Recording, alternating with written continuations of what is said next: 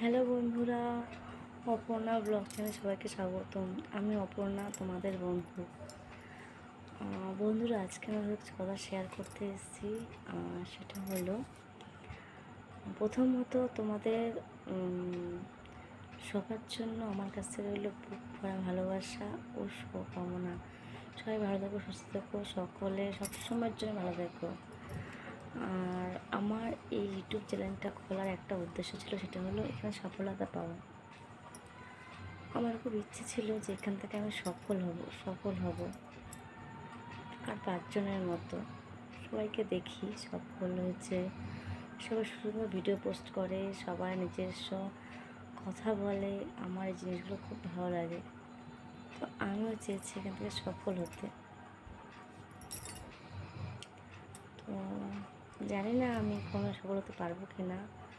তোমাদের ভালোবাসায় কতটা আমি এগিয়ে যেতে পারবো, কিংবা আমার মনে যেটা ইচ্ছে এখানে সফল হওয়া।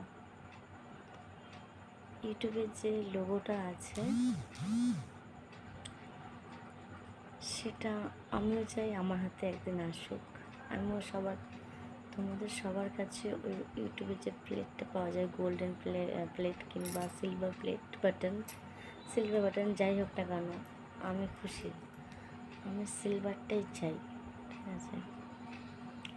তো তোমরা যে আমাকে সেরকম ভালোবাসা দাও, আমার ভিডিও যদি ভালো লাগে তোমরা যদি লাইক কমেন্টস করো, তাহলেই হয়তো আমার ওই দিনটা হয়তো জীবনে আসতে পারে যে আমি সফলতা পাবো। আর সিলভার বাটন যেটা আছে ইউটিউবের, ওটা নিয়ে আমি কোনোদিনও হয়তো ভিডিও করতে পারবো, কিংবা হাতে ধরে একটা ছবি পোস্ট করতে পারবো।